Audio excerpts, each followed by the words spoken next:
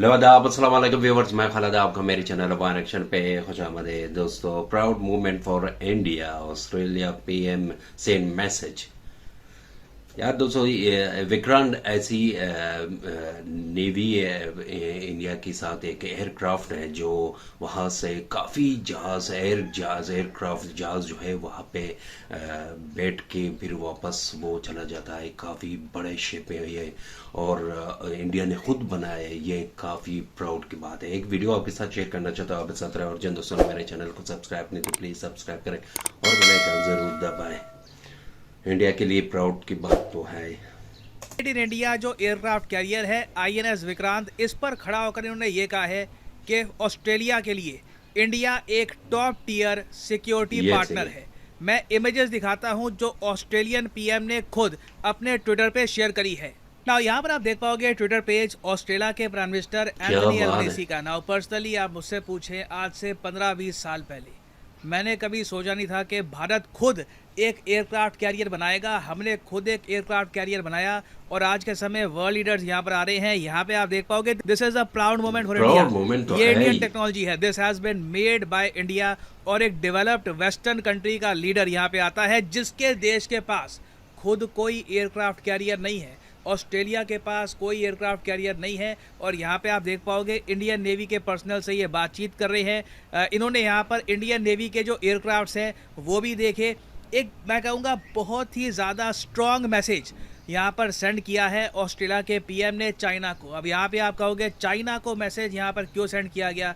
क्योंकि इस aircraft carrier पर ऑस्ट्रेलिया के पीएम ने करी है एक बड़ी अनाउंसमेंट। इन्होंने यहाँ पर यह कहा है कि अब मैं ये बात क्लियर कर दूँ कि इतिहास में पहली बार मालाबार नेवल एक्सरसाइज, जहाँ पे आपको 4 देशों की नेवी दिखती है, Australian navy, Indian navy, US navy और जापानीज़ नेवी। हालांकि ये लोग जापानीज़ नेवी कहते नहीं है, ये लोग Japanese maritime self defence force कहते हैं। मगर कम शब्दों में आप कह लीजिए जो जापानीज़ नेवी है ये चारों पार्टिसिपेट करेंगे। पहली बार ऑस्ट्रेलिया ये बड़ा युद्ध अभ्यास खुद होस्ट करने वाला है इसी साल। हालांकि मुझको यहाँ पर एक बात देखकर थोड़ी सी डिसअपॉइंटमेंट हुई।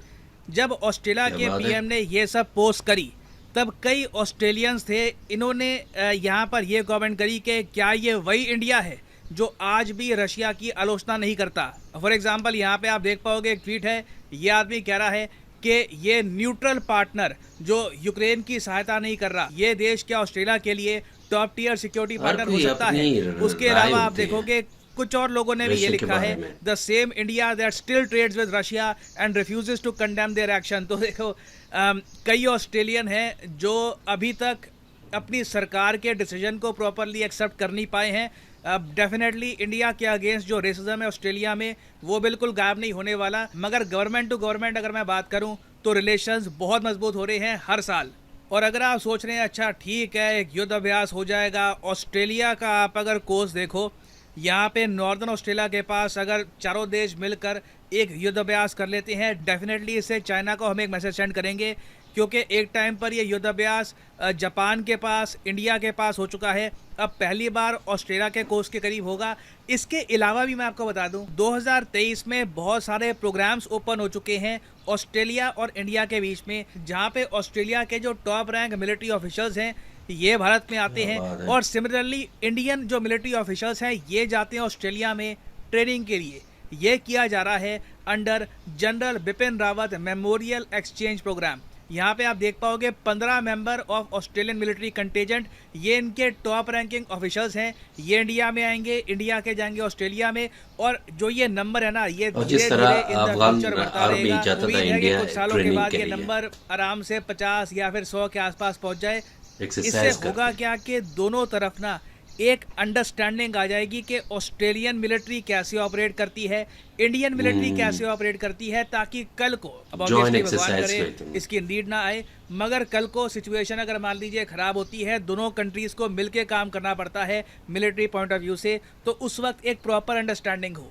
अब यहाँ पे आप एक वैसे बहुत ही बेसिक सवाल पूछ सकते हैं कि ठीक है हम युद्ध अभ्यास कर रहे हैं, मिलिट्री एक्सचेंज प्रोग्राम हो रहा है, अब इन द फ्यूचर और भी डेवलपमेंट्स होंगी, मगर इस सब के बियॉन्ड अगर हम देखें क्या जेन्युइनली इंडिया ऑस्ट्रेलिया की कुछ कॉन्फ्लिक्ट हो सकती है चाइना के अगेंस्ट? क्या ये पॉसिबिलिटी है? मैं कहूँगा देखिए, जो ऑस्ट्रेलिया के फॉर्मर प्राइम मिनिस्टर रह चुके हैं केविन रड, इन्होंने लगातार पिछले कई सालों से ये कहा है कि बिल्कुल एक एक्सीडेंटल वॉर हो सकती है चाइना के अगेंस्ट। यहाँ पे आप देख पाओगे former prime minister Kevin Rudd warns of risk of accidental war with China. अब आप कहोगे एक्सीडेंटल वॉर कैसे हो जाती है, एक्सीडेंटल और चीज़ें बन जाती है काफ़ी बार, वॉर कैसे होती है? एक्सीडेंटल वॉर का तर्क ये है कि इनके हिसाब से चाइना और इवन यूएस, इंडिया, कोई भी देश चाहता नहीं है वॉर हो जाए, वो तो है। मगर टेंशंस रीजन में इतनी ज़रा बढ़ गई है, चाइना की इंक्रीज मिलिटराइजेशन, ताइवान पे अटैक का खतरा, इंडिया के अगेंस्ट अग्रेशन करना, ये सारी चीज़ें टेंशन इतनी क्रिएट कर रहा है कि कल को अगर मान लीजिए एक स्पार्क हो गई कि कहीं पर चाइनीज सबमरीन्स को डुबा दिया गया या फिर कहीं पर गलती से चाइना को मिसाइल लग गया या चाइना का मिसाइल मिसफायर हो गया, उस केस में बिल्कुल एक एक्सीडेंटल वॉर हो सकती है।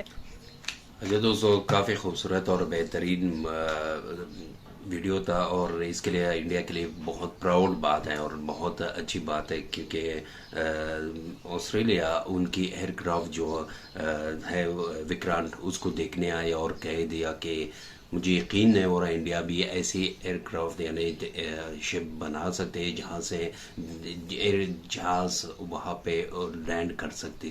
क्या कमाल की ये एयरक्राफ्ट बनाई है। तो आई होप इंडिया तरक्की करे और बेहतरीन कितनी हम तो इंडियन भी नहीं है, तो फिर भी हम प्राउड फील कर रहे हैं कि एशिया में ऐसी भी मुल्क है जो अपनी चीज़ बना के और लोगों को हैरान कर सकते हैं, यूरोप लोगों के, खासकर अमेरिकन और रशियन। और अच्छा दोस्तों, वीडियो आपको कैसा लगे तो ज़रूर अपना राय कमेंट सेक्शन में बताएं। हमेशा की तरह अपना ख्याल रखें। हाफिज़।